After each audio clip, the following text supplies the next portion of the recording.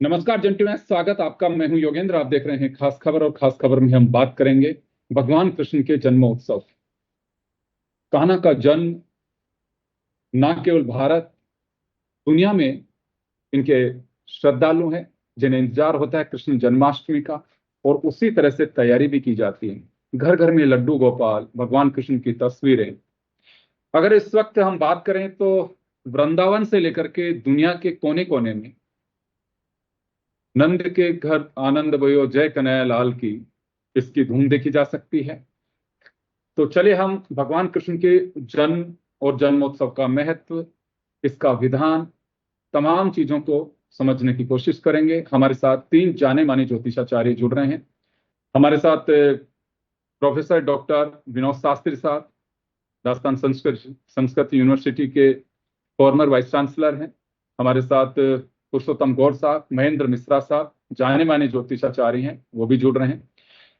मैं सर आपके पास में आना चाहूंगा। भगवान कृष्ण का जन्मोत्सव, रोहिणी नक्षत्र में भगवान का जन्म हुआ। इस बार जो आप ही के उससे पता चला कि रोहिणी नक्षत्र 17 तारीख से शुरू होगा, तो किस तरह का विधान, जिस नक्षत्र में भगवान का जन्मोत्सव मनाया जा रहा है, कुछ खास है या वर्षों बाद ऐसा योग बना है, कुछ इसकी विशेष महत्व है? भगवान कृष्ण जगत गुरु हैं। कृष्ण वंदे जगत गुरु, वो विश्व के गुरु हैं। और उनका जन्म भाद्रे मासी सीते तरे वसु तिथो, भाद्रपद कृष्णा अष्टमी को रोहिणी नक्षत्र में, और तो जब इनका वृष लग्न में इनका जन्म हुआ, तो भगवान कृष्ण को जब भी जन्माष्टमी का 2 तरह से ये पर्व का निर्णय रहते हैं, एक स्मार्तों के लिए, एक वैष्णवों के लिए। जब जिस दिन अर्धरात्रि को अष्टमी आती है तो स्मार्त लोग तो भगवान की अष्टमी उसी दिन मनाते हैं, लेकिन वैष्णवों का चूंकि ये पर्व है, और वैष्णवों का पर्व है कि रोहिणी का योग हो या अष्टमी के बाद में नवमी में भी रोहिणी का योग हो, तो उस योग को फिर अर्धरात्रि में आए, तो ऐसी स्थिति में फिर वैष्णवों का होता है। लेकिन अर्धरात्रि के बाद का भी कालखंड विशेष रूप से होना चाहिए।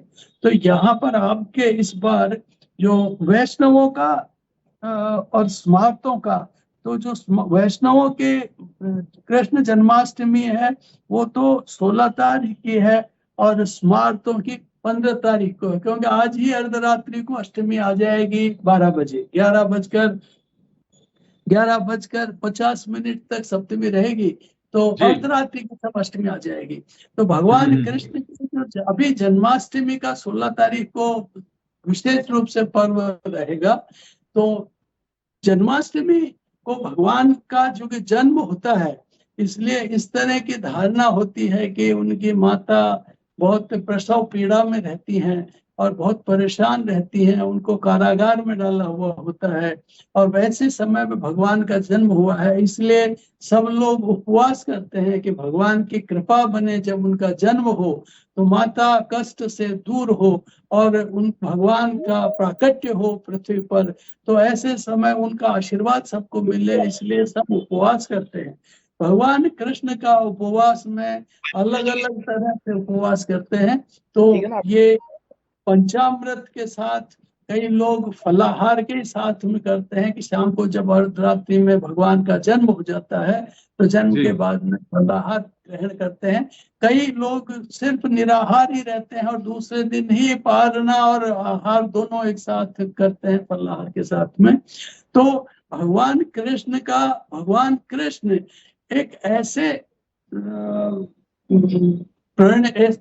प्रेरणा स्रोत है विश्व के लिए कि जिन्होंने गीता का ज्ञान दिया है, क्योंकि जैसे जिनको जगत गुरु इसीलिए कहा गया है कि वो उन्होंने विश्व को जीवन जीने का तरीका बताया है। हर तरह के वर्ण धर्म, आश्रम धर्म, वर्णाश्रम धर्म, सबके संदर्भ में उन्होंने बहुत बड़ी व्याख्याएं की हैं और कहा है कि चातुर्वर्ण मया श्रेष्ठम गुण कर्म विभाग से जन्मना जायते शूद्र संस्कारात् विजुच्यते, कि व्यक्ति संस्कारहीन हो तो सब बेकार है, संस्कारवान ही पुरुष होता है, संस्कारवान ही वो सब कुछ करने का अधिकारी होता है। तो भगवान कृष्ण ने अपने आप में वो एक पूर्ण अवतार हैं, 16 कला अवतार हैं, और उनकी बाल लीलाएं, उनकी युवावस्था की लीलाएं, और उनका जैसे जब वो द्वारका चले गए तो द्वारका के बाद उनके एक मैत्री का संदेश उन्होंने दिया, सुदामा के साथ जो मैत्री का संदेश दिया, जो एक आदर्श विश्व में बना हुआ है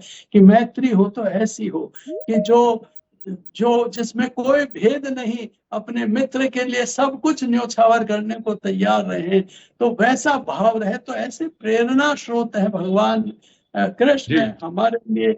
इसलिए इनके जन्मोत्सव पर सबको बहुत बहुत अलग अलग जगह की कुछ परंपराएं हैं, पर शास्त्रीय व्यवस्थाएं तो यही है कि अर्धरात्रि में जब भगवान कृष्ण का जन्म होता है उसके बाद फलाहार लेते हैं और भगवान का आशीर्वाद लेते हैं, उनकी पूजा करते हैं, अर्चना करते हैं, आरती करते हैं, और उसके बाद में आहार लेकर के भगवान का आशीर्वाद प्राप्त करते हैं। कि भगवान का जब प्राकट्य होता है तो ऐसा जी भाव है कि भगवान जब आ गए धरती पर तो सबके सबको कष्ट दूर करते हैं, तो सबके कष्ट करते हैं पर इंडिविजुअल व्यक्ति के को भी सुख शांति और समृद्धि प्रदान करते हैं। बिल्कुल, क्योंकि अगर यूं भी देखें, भगवान का जब जन्म हुआ तो जब जेल के ताले खुल जाते हैं, नदी अपना रास्ता छोड़ देती है, तो आप अंदाजा लगा सकते हैं कि जो सृष्टि के रचयिता हैं वो सभी के लिए अच्छे रास्ते निकाल देते हैं। गौर साहब के पास में जाना चाहूंगा। गौर साहब, भगवान कृष्ण के जन्म उत्सव की हम चर्चा कर रहे हैं, इस बार कुछ विशेष योग या महत्व की बात कही जा सकती है? देखिए, जन्माष्टमी के पावन पर्व पर सभी दर्शकों के लिए बहुत बहुत मंगल शुभकामनाएं। जन्माष्टमी पर वृद्धि और सर्वार्थ सिद्धि योग के साथ साथ अमृत सिद्धि योग का निर्माण हो रहा है। इसके अलावा मन के कारक चंद्रमा जो राशि परिवर्तन करके सुबह 11:43 पर वृषभ राशि यानी उच्च के राशि में प्रवेश कर जाते हैं, इसलिए भगवान कृष्ण का विशेष ये पर्व हो जाता है।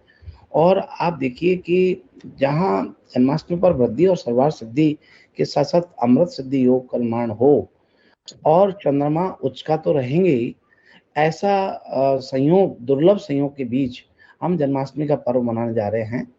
जन्माष्टमी भगवान कृष्ण जो हैं, जैसा कि भाई साहब अभी आदरणीय विनोद शास्त्री जी बतला रहे थे कि ये निश्चित रूप से वो हैं जो जगत गुरु हैं।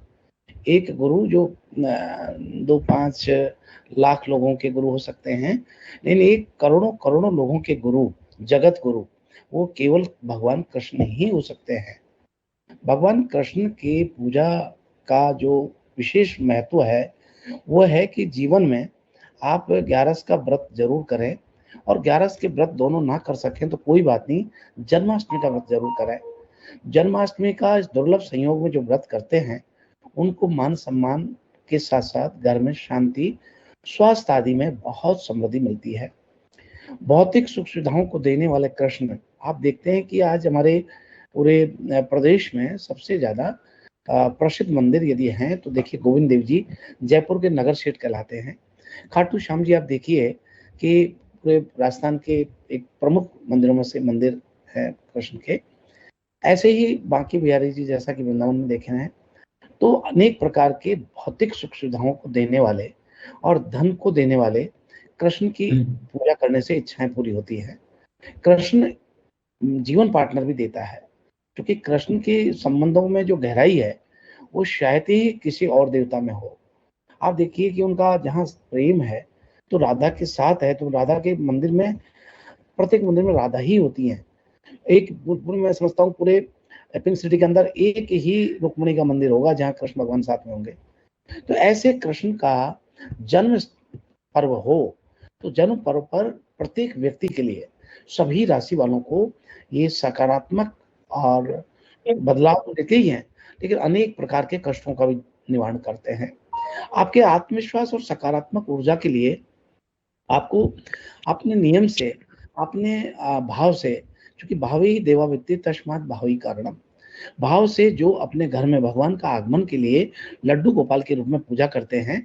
और आप देखिए कि लड्डू गोपाल की जो लोग नया लड्डू गोपाल लाते हैं, जन्माष्टमी के दिन लाने पर उन्हें प्राण प्रतिष्ठा कराने की आवश्यकता नहीं, क्योंकि उनकी प्राण प्रतिष्ठा उस दिन अपने आप ही हो रही है, स्वतः ही हो रही है। यहाँ एक सवाल होगा मेरा कि जन्मोत्सव के बाद जो हमारे दर्शक सुन रहे हैं वो लड्डू गोपाल की स्थापना करें या फिर दिन में कभी भी कर सकते हैं?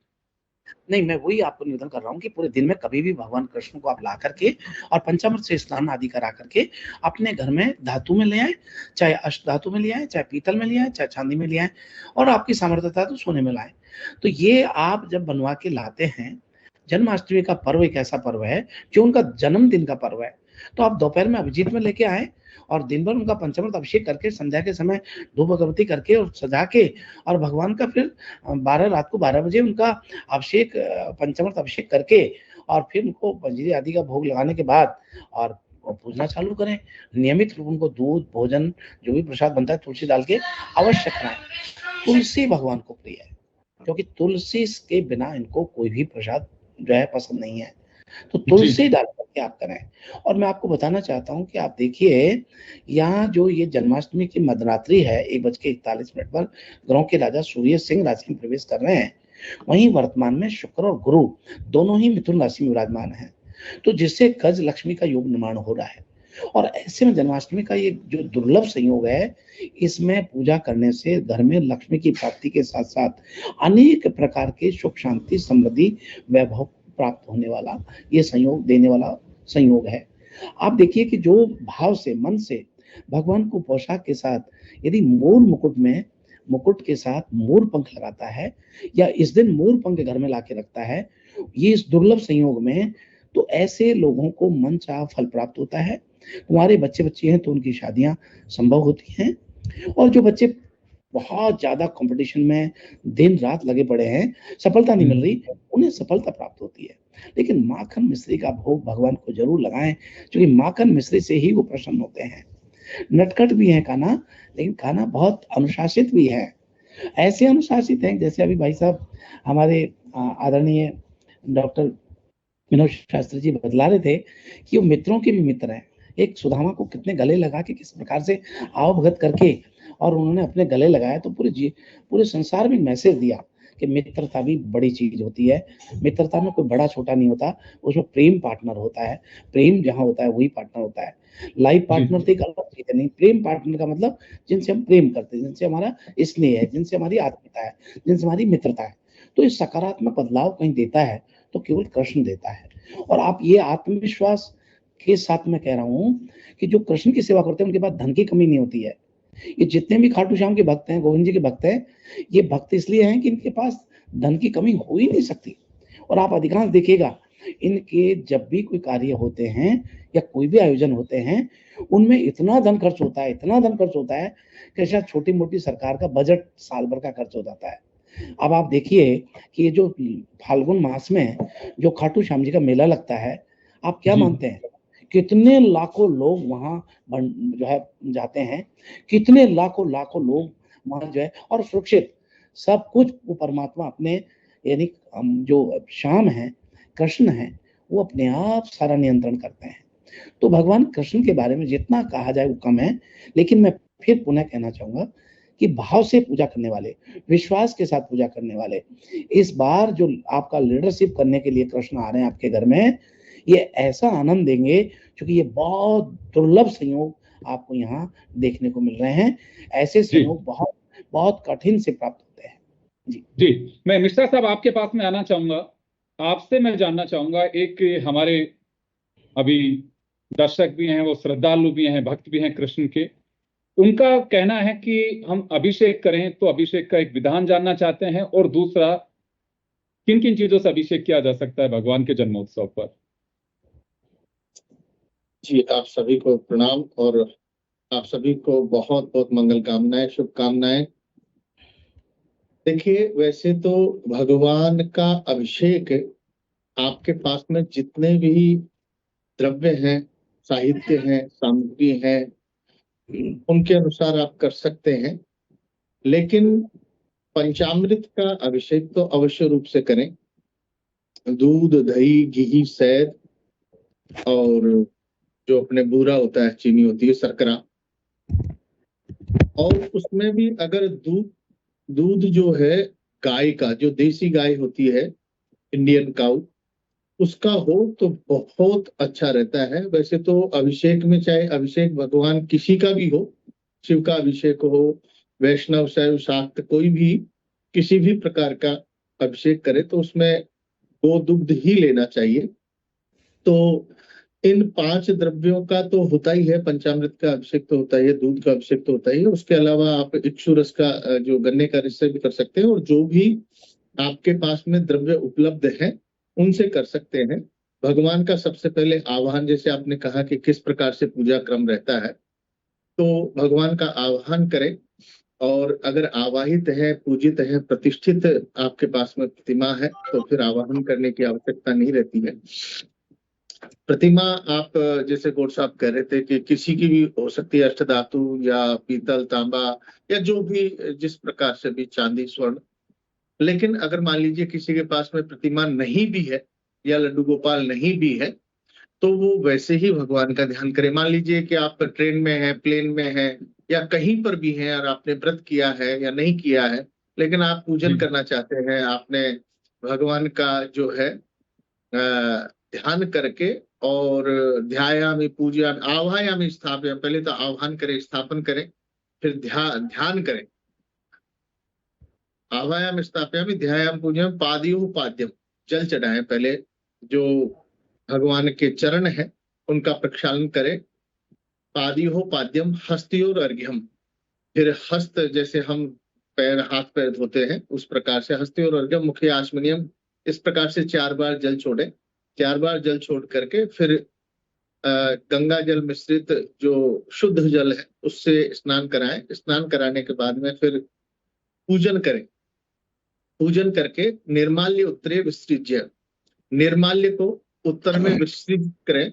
विसर्जित करने के बाद में फिर जो है पुनः तुलसी दल चढ़ा करके और अभिषेक करें। तुलसी दल चढ़ा करके अभिषेक करें। मान लीजिए आपके पास में लड्डू गोपाल की सेवा नहीं है, आपके पास में शालिग्राम है, तो शालिग्राम का भी इसी प्रकार से करें। वैसे शालिग्राम का पूजन होता है उस दिन, अगर भगवान श्री कृष्ण की प्रतिमा है, लड्डू गोपाल भी है, तो भी शालिग्राम का पूजा होता है जिनके यहाँ अगर शालिग्राम विराजमान है। तो शालिग्राम स्व प्रतिष्ठित होते हैं, स्वयं सिद्ध होते हैं, वो जो अपने गंडकी नदी से आते हैं, नेपाल से। तो फिर अभिषेक करने के बाद में जो भी द्रव्य, जिन भी द्रव्यों से आप अभिषेक करना चाहते हैं अभिषेक करें। अभिषेक करने के बाद में फिर पुनः शुद्धोदक स्नान कराएं, शुद्ध जल से स्नान कराएं। शुद्ध जल से स्नान करा करके जो शुभ्र आपका आसन है, जहां पर भी विराजमान कराना चाहते हैं वहां विराजमान करा करके वस्त्र चढ़ाए, उपवस्त्र चढ़ाए, यज्ञोपवीत चढ़ाए। वस्त्रम उपवस्त्रम यज्ञोपवीतम, फिर गंध लगाए, अक्षत लगाए, फिर पुष्प चढ़ाए, फिर धूपम आग्रहापेत, धूपम आग्रहापेत, धूपम, फिर दीपम, फिर दीपक, फिर प्रसाद लगाएं, माखन, मिश्री या जो भी आपके पास में मिष्टान्न है उनका भोजन लगाएं। षड्रस भोजन भगवान करते हैं। प्रसाद के बाद में फिर आचमन कराएं, फिर फल चढ़ाएं, फल चढ़ाने के बाद में पुनः आचमन कराएं, आचमन के बाद में फिर से तांबूल बीटिका चढ़ाएं, लौंग सुपारी तांबूल पत्र, तांबूल बीटिका के बाद में फिर आचमन कराएं और फिर जो भी यथाशक्ति भगवान का जो पूजन करते हैं दक्षिणा चढ़ाएं, दक्षिणा के अभाव में जो भी चढ़ाना है चढ़ा दे। लेकिन इसमें क्या है कि सबसे बड़ी बात है भाव। भावो ही विद्यते देवा, भाव का भूखा हूं मैं और भाव ही एक सार है, भाव से मुझको भजे तो भव से बेड़ा पार है। क्या होता है कि रोम रोम प्रतिराजे हूं कोटि कोटि ब्रह्मांड, जिसके एक एक रोम छिद्र में करोड़ों करोड़ों ब्रह्मांड समाहित है, तो वो तो केवल हमारे भाव ही देखते हैं। हम न तो उनको कुछ चढ़ा सकते हो कि दिया सब कुछ उसी ने है। हम क्या चढ़ा सकते हैं, क्या दक्षिणा चढ़ा सकते हैं और क्या किस प्रकार से करा सकते हैं? हम तो केवल भाव चढ़ा सकते हैं। हम अपने आप को समर्पण कर सकते हैं, समर्पित कर सकते हैं, अपने आप का समर्पण कर सकते हैं। जो 6 प्रकार की भक्ति है, नवधा भक्ति है, क्षमा चाहता हूँ, नवधा भक्ति है, उसमें जो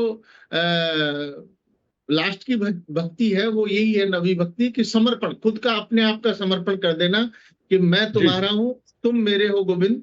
तो भाव से जो भी जिस प्रकार का भी आपके पास में अवयव द्रव्य हैं उनका आप पालन करते हुए विधि से भाव से आप पूजा करें। जी जी जी, मैं वापस आऊंगा एक मिनट आप लोगों के पास में, मैं शास्त्री साहब के पास में जाना चाहूंगा। सर जी, कुछ जन्मोत्सव के साथ में राशियों के जो जातक हैं उन पे, या श्रद्धालु कह लें हम सीधे रूप में, कुछ ऐसा फर्क पड़ता है इस बार के जन्मोत्सव में? बहुत शॉर्ट में चाहूंगा क्योंकि तीनों के पास आना टाइम हो रहा है मेरा, एक मिनट में आना चाहूंगा।